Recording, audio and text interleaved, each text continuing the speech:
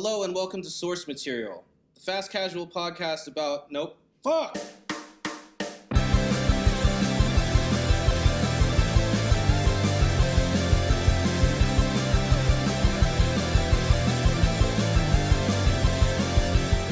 Hi and welcome to Source Material, the fast casual podcast about the creative process.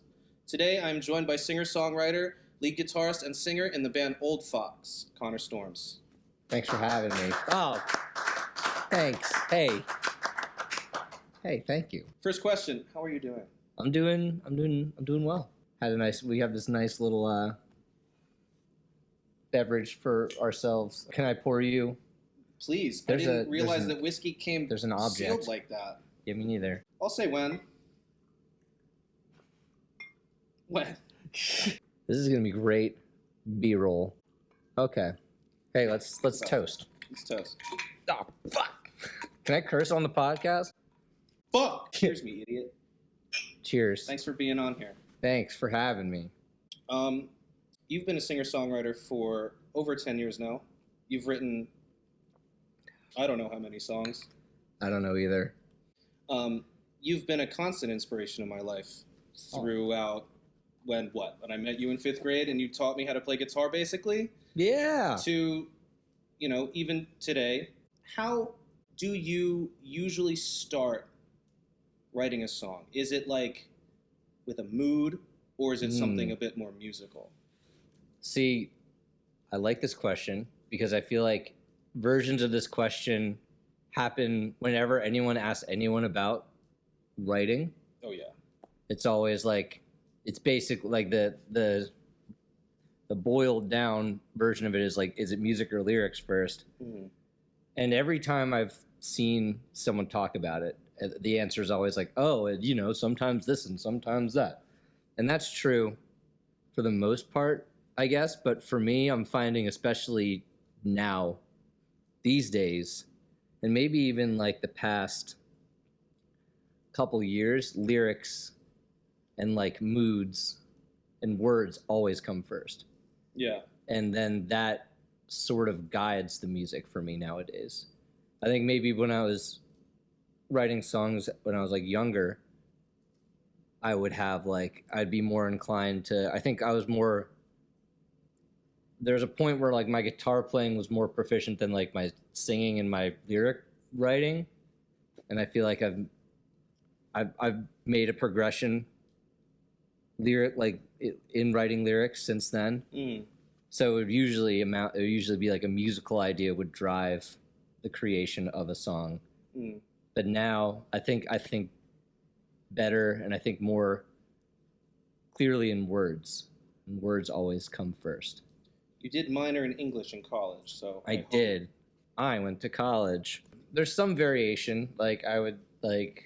Old Fox has a song called Sophia, and we basically composed that song more or less, got like melodies, and there's only 2 chords in the whole song. Beautiful. Yeah. I love a 2-chord song. Does that come from anywhere?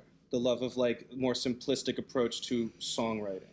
Because I feel like we both share that sort of idea. I think that's something I noticed in your writing as well, where it's about, if there's an occasion for it, like I'll throw in some more interesting or like unique musical stuff. And like Alex, who's also an Old Fox, is definitely a fan of like reharmonizing things or like having chord progressions change or having different meter. And I don't typically think like that. And I think even as I've been writing with Alex more, I find myself getting even more simple. Simple is not maybe the best word for it. I just find myself trying to keep things more like almost streamlined.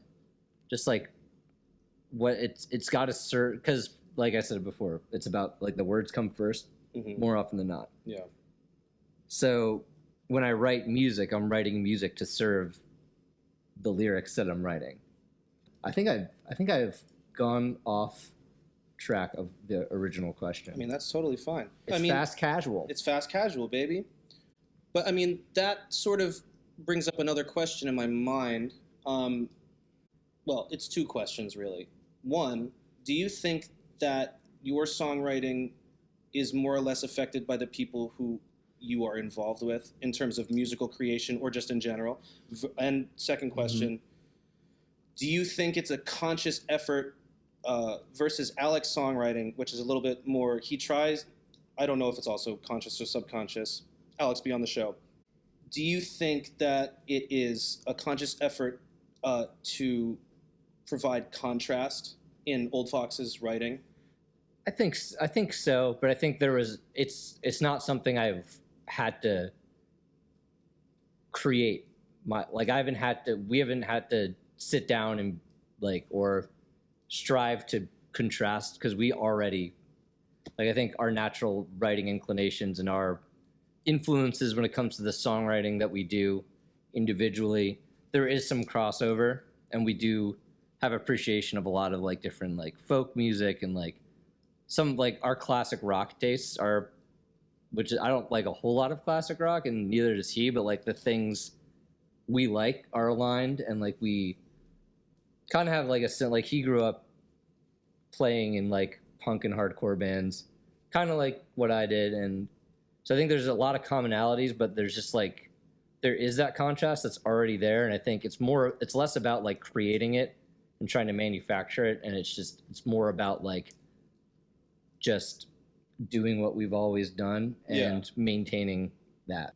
Now, and I think we were talking about this yesterday, but the way we market ourselves, the way we present what we do when we're talking to people about when they're asking us what kind of music do you play, and this and that, we often say oh, we're just a bunch of singer-songwriters who decided to pick up electric instruments and be a full band. And I think that is, and we we all have Sean and Jody and Kevin are all also bringing a lot to that, and Alex and I have been in bands before too, and we have our own understanding of how that works, and it all works together.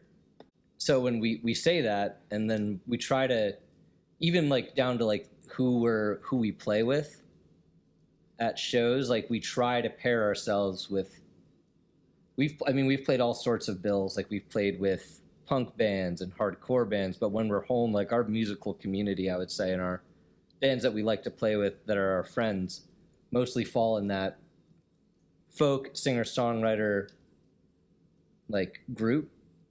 And I think it's good to play with them because that highlights that aspect of what we do. I definitely can see how at the core of everything with Old Fox, it almost seems larger than life because of all the instrumentation that comes with working with 5 very talented people. But I can also see how stripped down it seems, at its core, very acoustic, very solitary. These things that, these songs have been brought to the group. Yeah. But they may have been written in solitude or something like that. Which actually brings me to my next question. Oh, yes. Do you ever feel pressure to write, quote unquote, Old Fox songs versus a Connor Storm song? Is there a difference, or is it something that is a bit more conscious that you have to try to access? See, that's a good question, because I'm trying to figure that out for myself too, especially lately. I did not join Old Fox with the intention or with the idea in my mind that I would ever step into that role. I joined the band to play lead guitar. Just lead guitar. That was, Alex asked for a guitar player. He saw me play. I mean, it's funny. He saw me play with Connor Storms and his boys, which is Kevin and my buddy Jim playing saxophone. So his introduction to me as a musician and as a player was seeing me as a singer-songwriter, but he just saw something in that, in what I was bringing to the table musically.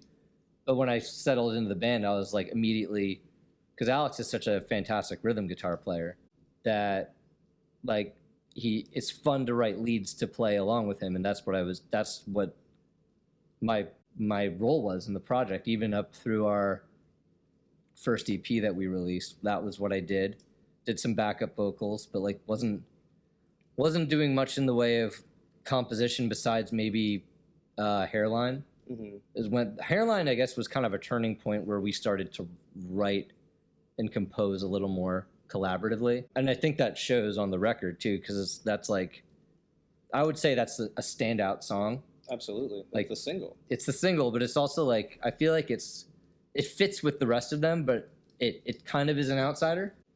In like it's got more of like a punk sensibility. It's got more of a harder driving rock sensibility. It's less rootsy as some of the other ones are. But they asked me, and I didn't even ask that. They asked me if I wanted to start bringing songs to the table, because I was always like, I'll do this Old Fox thing, and I'll play lead guitar, and that'll be fun.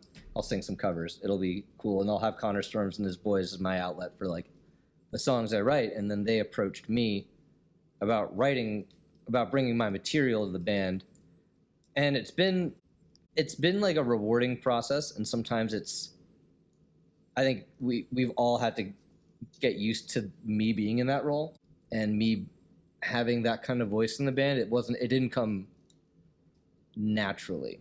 I don't think it took work, I would say. And like it took kind of proving it out on the stage and at gigs. I thought, like, when we would like practice these things in the space and be like, these are great, and we like playing like my songs that I would bring, like playing them, but like I always felt like there was an air of uncertainty around the culture toward, or the attitude towards those songs, until they were proven by the live shows we did, and by the response we would get from them. And that's also been incredibly rewarding. But to get back to the original question, I thought for like a little bit, I started to like, Sophia was the first song I like wrote with the intention of bringing it to Old Fox. But then I realized that like Sophia was probably a song I would have written very close to how it was anyway, had I not brought it to the group at all.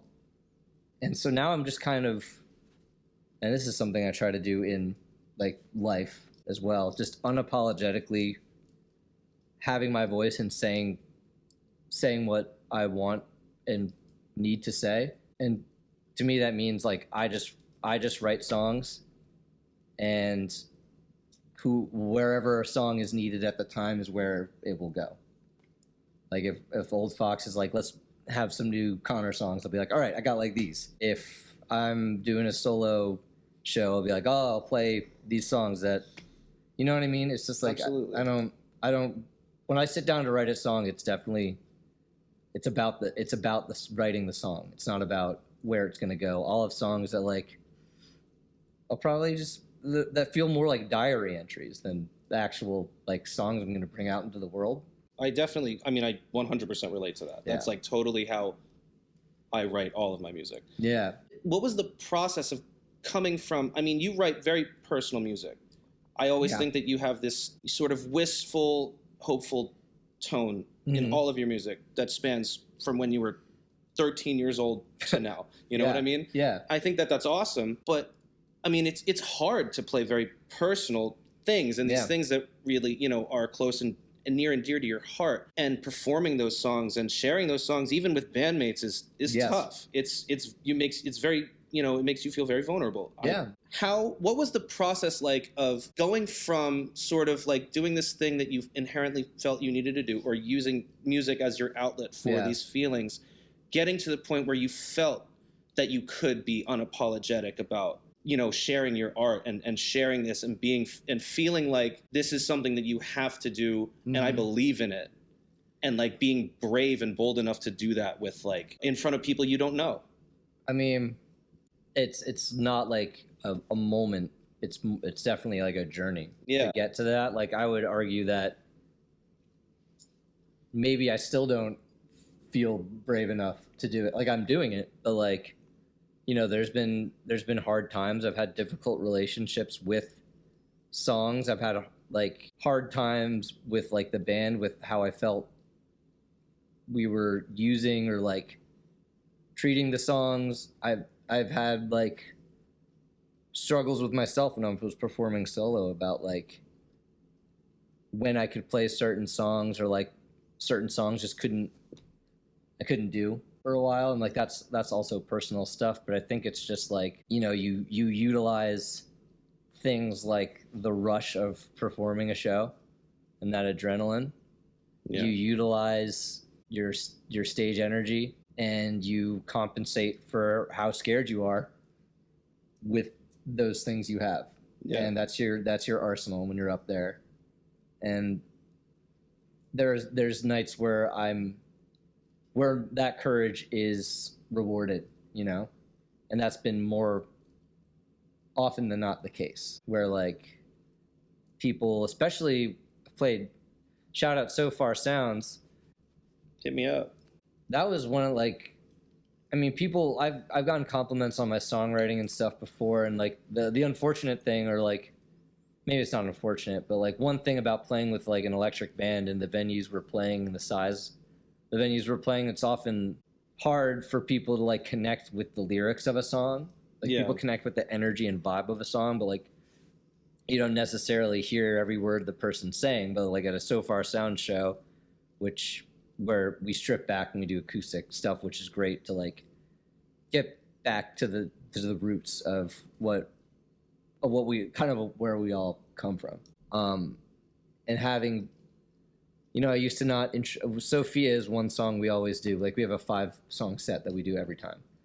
And Sophia has been our 3rd song in that set since the beginning. And people, I used to not say anything before it and just like go into it. And then I had a few people like come up and say like, wow, that song really connected with me. I know there's like a story there. And to have people express interest in wanting to know that was like such an incredible feeling. Like it's unparalleled. And that's when I started to I think that also helped with the courage to present my songs and my ideas. And I've since started like, something I never thought I would do was like tell people what a song was about before I played it. Never in a million years would I have like expected myself to do that, but I just felt like it was almost like it's very cathartic to do that, I found, which is great. But I also felt like people almost deserved to know. Like I felt like I was not letting them down, but like not doing my duties as like a performer or like an artist. I was selling myself a little bit short by not letting people in, especially with the intimacy of those shows. So that's also been an incredibly rewarding experience. It's amazing. Songwriting is such like it's so personal, and like so much of the validation I find is often external. Like, I don't know how you feel about that. I mean, like, yeah, absolutely. Of course I agree with that. Like, I mean, I think everyone wants the thing they create to be well received. But I think with songwriting, I find that like I love having that validation. Like it feels good because you're in that vulnerability that you are opening up by performing a song for someone that you wrote. It's kind of like it's in their hands to like they see a piece of you, and you want to feel seen. Yeah. And you want to feel like that almost that makes sense to them, and they can feel what you're feeling, or can relate to what you're feeling, or have had a similar well of experience.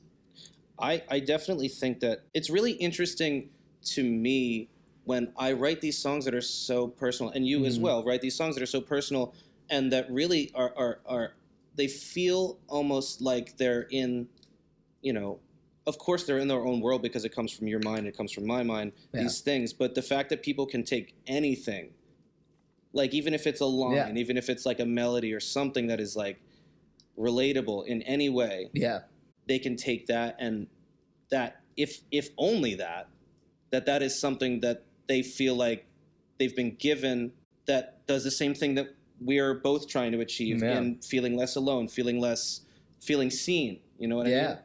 And I think that is always, well, it's not always been the goal. It's definitely become more of a goal the more I think about being a performer. And performing in front of people. but it always started from this place of I have these things that I just need to get out. Yeah. They've been in my brain for so long. Just need to push it out of my body. Right. And it's like therapy. It is like, you know, the way that some people look at diary writing and writing down and cataloging their experiences of the day or the week or something like that. Even to intake that, you know, the consumer on the receiving end of that, it is super comforting, and it makes, you know, I think that that's really inspiring from all ends. It's so weird how it works. Yeah. And you know, not just in music. I think music is very powerful because it's auditory, but I think that I don't know how to describe it. That's the thing. I know as long as I have known you and I as like songwriters, we do our writing of like lyrics and like in most cases like compositional and music stuff too, like alone. So like to bring that and I think a lot of songwriters do the same thing. I would probably say most do, unless they're like intentionally collaborating. I feel like a lot of songwriters write these things on their own, and I get it in my head, and I'm sure, and I feel like I'm picking up from what you're saying. You might feel this way too. You get in your head that like only I have ever felt this. Only I have ever felt this way, and no one else in the history of human insanity has ever had these set of experiences and these feelings and these reactions to this situation. And to have that, to be proven wrong, to have that insecurity proven wrong is like, it is a very cathartic experience. Absolutely. Do you think that insecurities in general are like create a well of inspiration for just like stuff in general? You know what I mean? Like, it's so weird how like, everyone is fucking insecure. Everybody's insecure, right? So it's like, it's hard to get past that, but it's not even comforting to know that everyone else is feeling it. No. Because then you know that like everyone else is like, you think everyone else is watching you and under a microscope watching these little things that happen, this like bullshit. That's like, no one gives a shit. Like nobody cares, right? Yeah. Ultimately, nobody cares. But I've always found that my biggest muses were these faults that I had. These moments of weakness or whatever, you know what I mean? These times when I messed up and then they just circle my brain. And then it's just like, these are the things that everyone is noticing all the time, constantly. And like, or they know that you're thinking that you don't want to be here, even if you're acting a certain way. You know what I mean? I definitely dabble, more than dabble. I feel like that wistful element you pick up on in my writing, a lot of that is like, it's in the realm of insecurity that is closer to uncertainty. And I feel like sometimes when I'm writing, I'm trying to figure something out. Like, so a song like On the Moon, which is on my Bandcamp, you can find, is definitely a song of trying to rationalize passion and reality. We're like, without getting too deep into it, it's like there's a reality of this situation, and then there's the feelings I have about it, which cannot exist in the same universe as that reality. And that whole song is trying to figure out what to do with those two things. And I think the song, I mean, I personally did not succeed, but the song did succeed. Arguable. I don't know. The song did. That's a different podcast. That's kind of what the project is, and like, I know that's also. I feel like that tends to be where I go when I'm sitting down to write a song. Like I have this feeling that like I'm extrapolating on because I don't understand it quite, or like I want it to be understood, which goes back to that shared cathartic experience that we're talking about between listener and performer. I've always been sort of interested to know your take on this. My feelings towards lyric writing or just creation of that sort of thing in general are, it's almost like the words I don't feel comfortable saying to literally anybody, but I feel comfortable saying it to complete strangers. Yeah. Like realistically, it's like, it's the strangest thing that I get a sort of it's like exhilarating. Yeah. But if there are words that I can't say to even a close friend, you know, these words that have nowhere else to go besides Yeah. in the parameters of a poem or a song or, you know, lyrics or whatever. It's like you can't ever say it to that person directly. So what? And that's like, I'm a person who, like, outside of and inside of being a songwriter, I like to, like, speak my mind and, like, be heard, and I like to listen, and I like to talk things out, and I value that in my relationships, and I try to live up to that as best I can. But when you don't have the option to do that for whatever reason, whether that's like situations or you're left with that, you're left with your creative voice. Sometimes I've used that and I've gotten in trouble because the person who I was speaking to figured it out. Yeah. Then that's no good. But no, you know, it is good. No, it's not good. It's very uncomfortable. But it's like almost like a secret part of you, or not a secret part, but like a small part of you wants that, because you want them to know deep down, but like you can't say it directly sometimes. Some things can't be said for whatever reason, for whatever reservation, either they're, you know, however they're going to be interpreted by the person you're saying them to. I think it's really cool that the creative outlet that you chose, specifically pertaining to music, it's like you could say anything. Lyrics are one thing, but the instrumentals are a completely different component, which could set the tone for how what you say is to be interpreted by the consumer or whoever, you know, or you. That guides a lot of my writing. Like, I have this line and it would feel really good to sing it this way. Like, I'm trying to think, like a song like Permanent Vacation, which is also on connorstorms.bandcamp.com. Reasons to Freeze EP. Is it an EP? It's like a mini album. Check it out. But there's a part where it's like, I'm tired of obligation and acting caring when I'm vacant. And melodically I go up and like kind of am belting those parts. And there's a lot of parts in that. There's a lot of phrases in that song where like I'm reaching for notes and like singing things in that way, because it's like it's an intentional thing, because some things you just kind of want to not scream, but like whatever the closest equivalent to singing screaming is, just feels good. Yeah, I mean, that's its own catharsis. Yeah, I think that song in particular, like, that's one of my favorite songs you've ever written. I'm really fond of it, and it's kind of in a time capsule a little bit. That reminds me of a personally a not great time for me and for the people around me. And so that song is hard, but I am very proud of it, and I'm very proud of, like, when I do get the gumption to look back and reflect on it, because like I think we've talked about doing this before. Like, it's sometimes you go back and listen to stuff that you made. It's kind of like as a check, like you check yourself and like, here's what I did then, and like where am I now? Yeah. And when I do get the gumption to do that, I'm very proud of how that turned out, and I'm proud of the lyrics. However bad that situation was, and however poorly I handled it, I mean, that I would consider that like a leap artistically, for better or for worse. Doesn't make anything okay.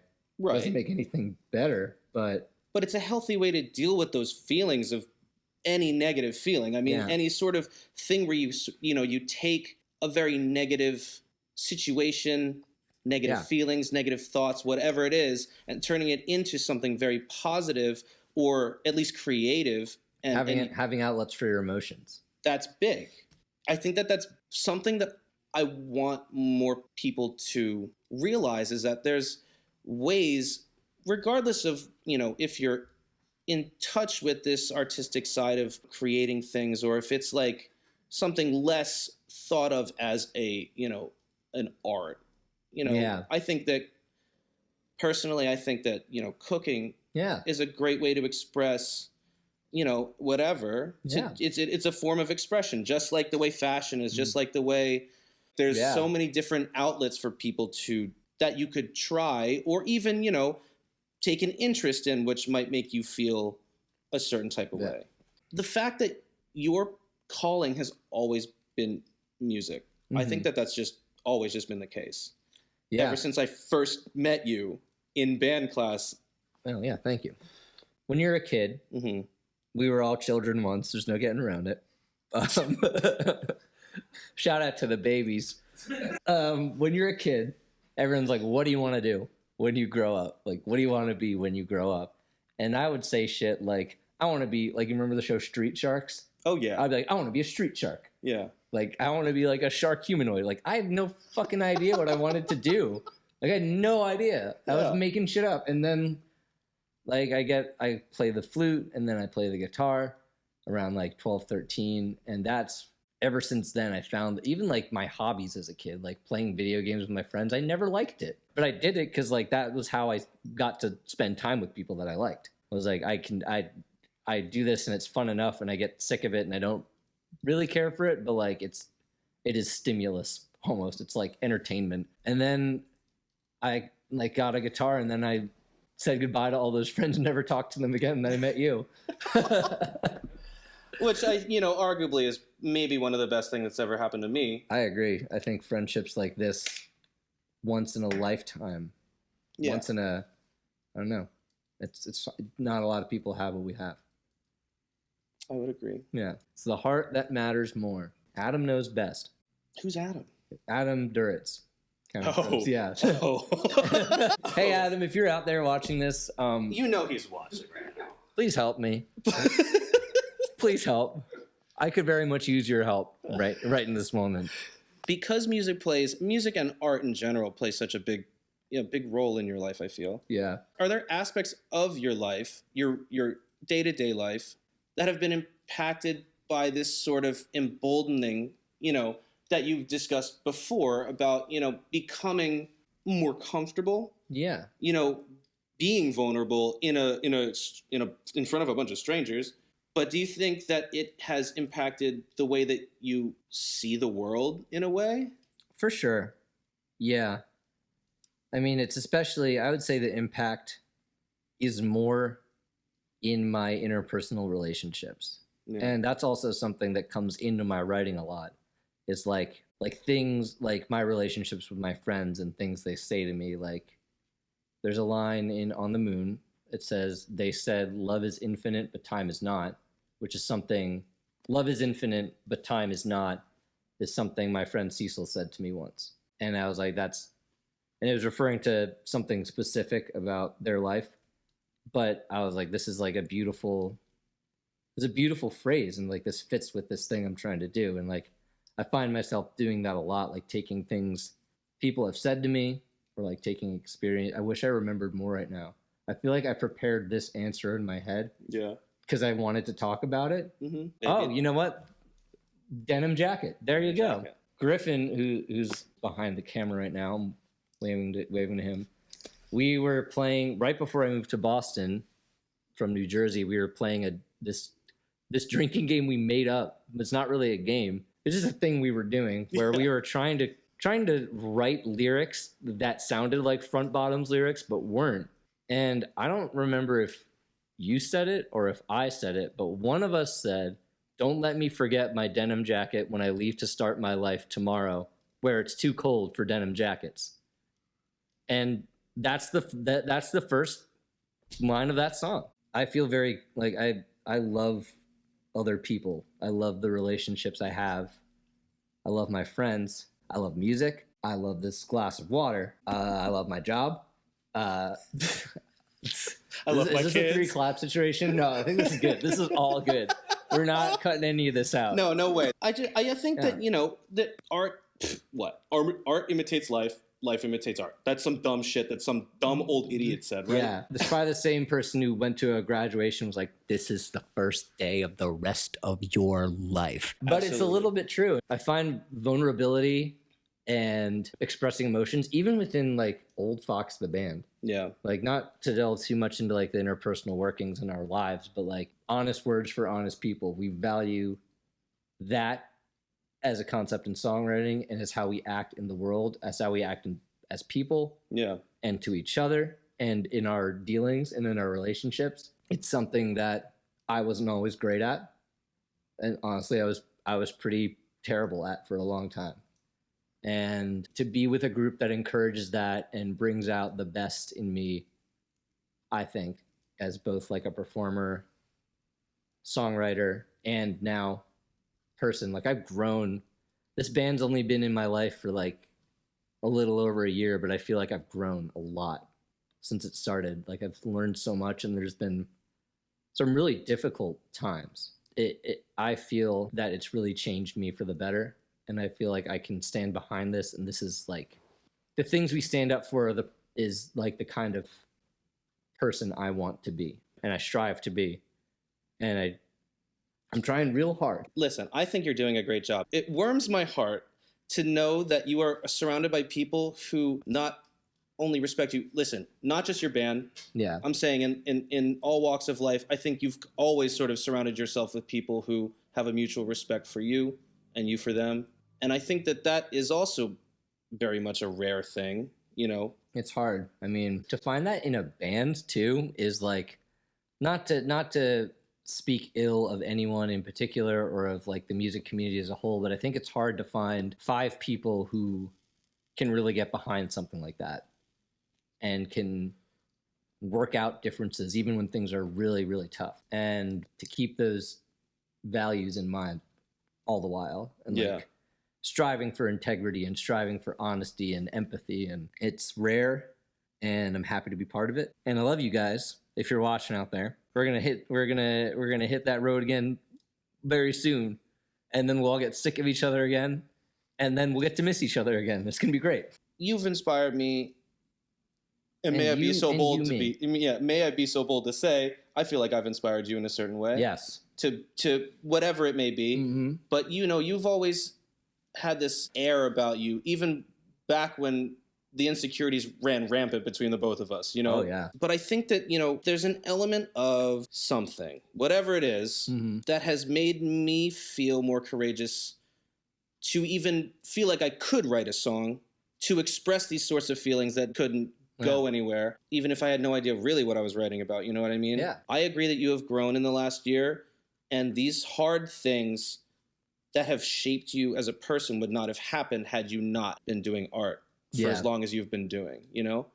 It's changed. I don't know what my life would be like without it. It's a lifestyle. Like, people say that all the time, and, you know, like, yeah, it's a lifestyle, like the road. Like, yeah. Right. But like, it is, like, and sometimes it's not very cool. Like, they make it out to be when they say that thing like that. It's not very cool. There's a lot of hardship and like a lot of pain. Yeah. But the rewards greatly outweigh that for me. And the hardships are kind of fun sometimes. Like, you know, like having to sleep in the Fort Econoline, it changes you.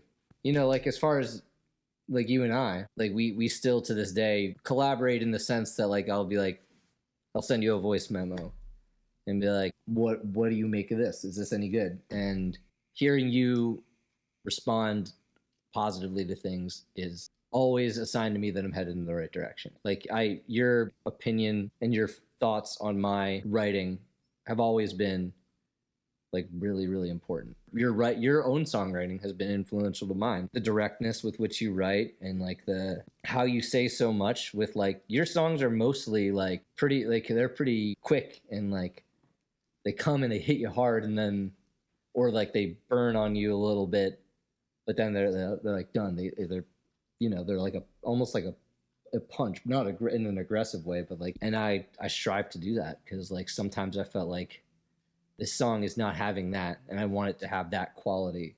Like, I think of a song like I've Only Gotten Better With My Eggs, where it's just like the melody is so there, and like it really just, like, the message of that song, the feelings of that song are so, it's such a neat little package, and I want to write neat little packages. Like, I've always, I strive to do that. And like, it's like I said before, like, friends say things and they end up in my songs, or like situations with friends or like feelings or stories they tell me end up in there. And like it's the same thing with my friends who make music. Like they inspire me. Like you inspire what I make. My musical friends in Boston inspire me. We were talking about that last night. Mm-hmm. We saw Emily and Jake, premier singer-songwriter duo out of Boston, Massachusetts. They're the best in the world. They inspire my writing. Like I could tell. those visiting wine buddies, they've hit me. They got me in the heart. And Yeah. you know, Hope and Things.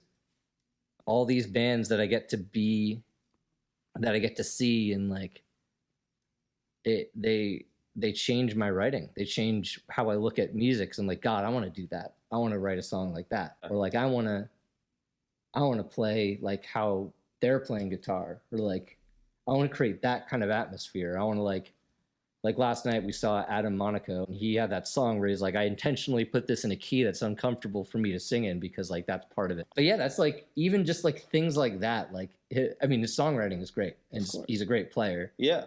Great singer, great person. Yeah. But like those little ideas of like, I'm gonna write this song in this key that's hard for me to sing. Yeah. Because it does this. It's like that's like I want to do that. Like Yeah. I want to find what that means to me. Like I don't want to mimic that, but I want to like find something for which that makes sense for me to do. Like it's just so cool. I feel very blessed to be surrounded by such talented and thoughtful people like you, and like all those bands I mentioned back home, and all the bands we grew up with, and all our friends who played music. They've really shaped me. Like people talk about their influences all the time, and I could list you my like top 3, and like you could probably already guess it from my songwriting. I kind of wear them on my sleeve a little bit sometimes, but I would say at the heart and soul of it, the people in my own bands and the bands we get to see, they really leave an impact on me. I almost have found recently it's easier for me to draw inspiration from people that I know. Yeah. Regardless of what they do, than like this almost idea of this like unattainable thing of like what these high profile bands and artists do. You go crazy trying to live up to them. Yeah. It's like I could never do what they do. I feel so bad for people who like, you see a lot of bands that are like, and especially with young bands, and it's nothing to be ashamed of. Yeah. And it's nothing to like, it's not wrong in any way, but like a lot of younger bands, like they really wear their influences on their sleeves for those first few years. I think that's part of the process, though. It is. You like find what you like. It's like, this is a weird thing to bring up, but Greta Van Fleet, I feel so bad for those guys. Like they get so much, like, listen, they're like what? Like they're 18, 19. They're young. They're young as hell. And they're doing what any band and they have talent. Like they're good players. And they do what any band that's that young does, and they wear their influences on their sleeve. And they're just doing it a lot more publicly than a lot of other bands do it. It's like, I go when Old Fox goes out on the road, like we're often, like we meet a lot of bands that are like in their 20s, but like we meet quite a few people who are younger than us, like who are just turning 20 or like in their early 20s. And like at the time when I was like 21 and 19, yes, I do wish that I could have been touring, and I wish, like at that time, I really wished I was doing that, but I'm glad I didn't. I'm glad that I'm doing it now, even though I'm 27, which is like a little, not old, but like, No. Sometimes it feels a little bit older to be like getting the start. I'm glad I'm here doing what I'm doing now. I'm glad I'm on the road with these people at this time. Yeah. With all the hardships it brings of being a band at this time. Mm-hmm. in like history, in culture, in pop culture too. I wouldn't trade it for anything. The fact that, the message that I'm getting from you just through talking to you is that this sort of outlet, this creative outlet for you has been beneficial and positive in your life. Your creativity and your life are intertwined at this point. That it's like being someone who is so into art and being and creativity as a whole, it created these avenues in your brain maybe that like would not have showed themselves had you not done the thing that you did, this Yeah. outlet, this creative outlet that you had in Mhm. your life. How do you deal with writer's block? I don't. Okay. Not saying that I'm a prolific or like that I write a lot, because I don't. Like there's sometimes months between writing songs for me, and I let it happen. Sometimes I'll like sit down with a notebook and like jot things down, and I always have like a few random like notes in the note app on my phone, which is like the greatest thing of all time.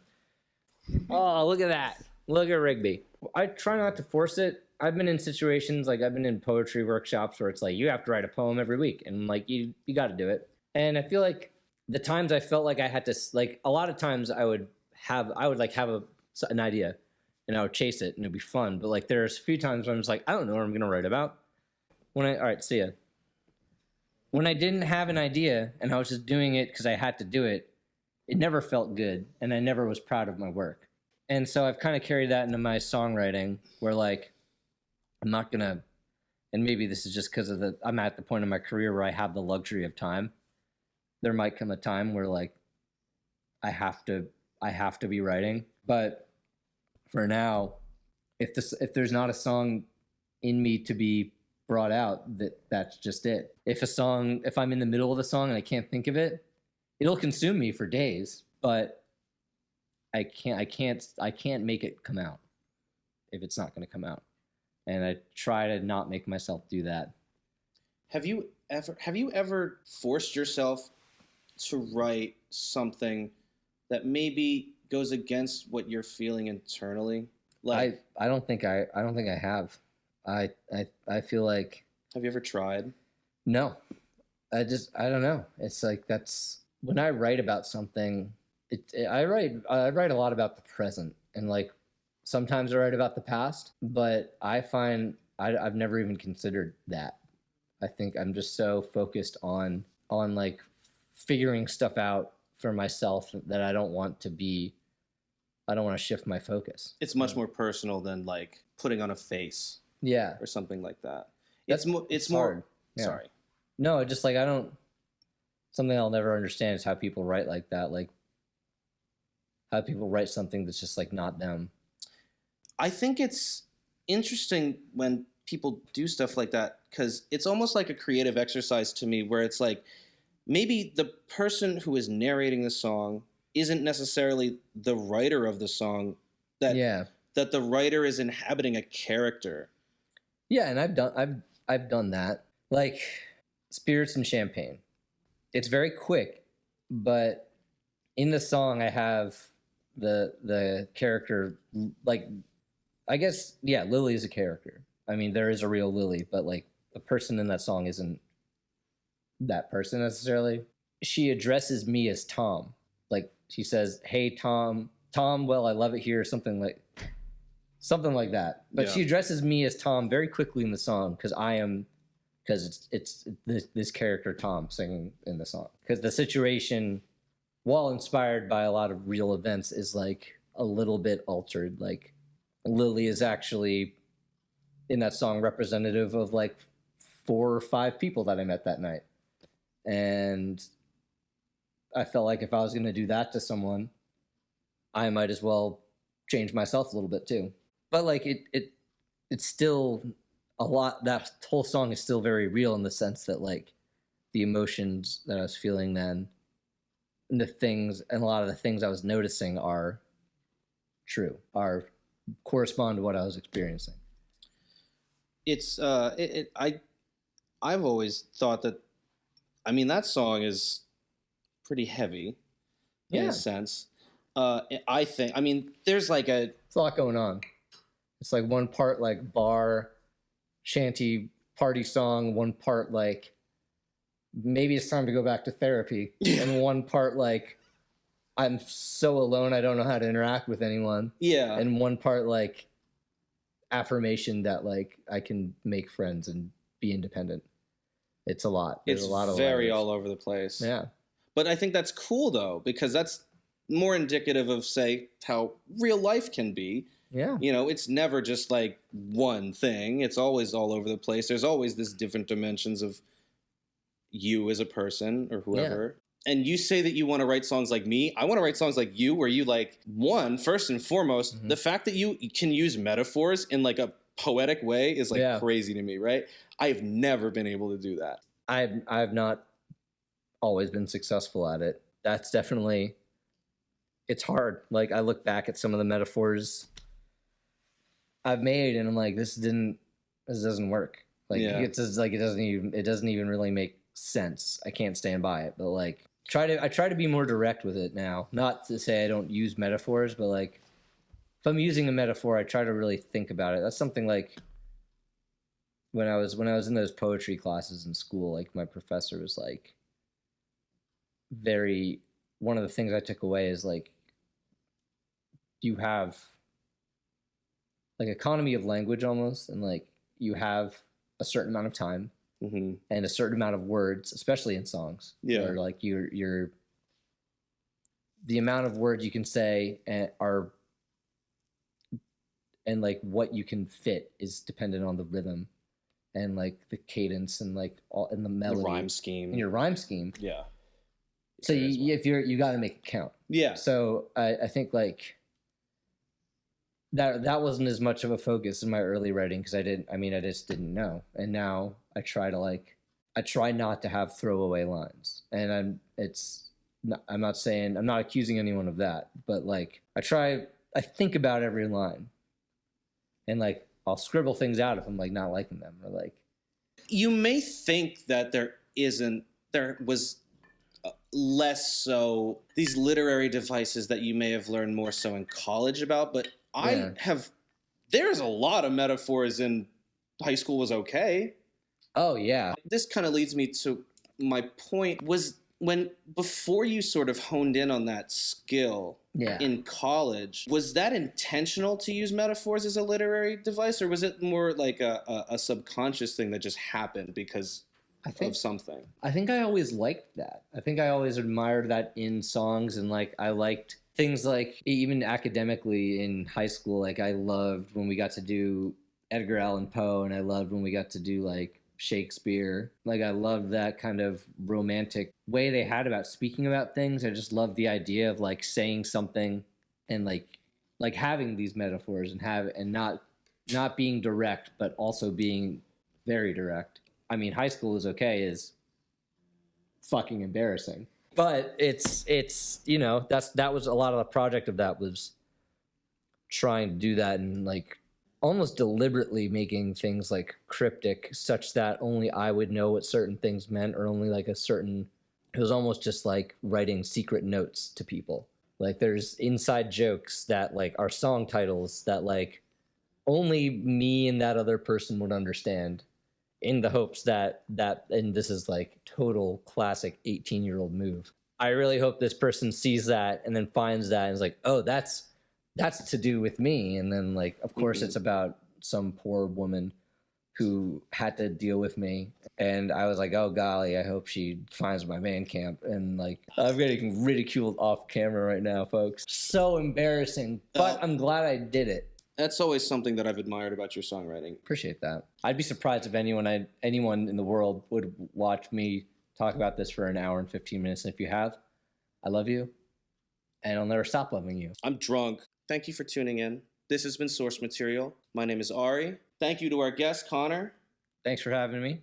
I love you. Love you too. Thank you for doing this. Of course. We learned a lot today. Do you have any plugs you'd like to do? Yeah, if you want to check out Old Fox on Spotify, follow us on social media. We have an EP we released this summer called What Did You Learn? Yeah, that's about it. Thank you.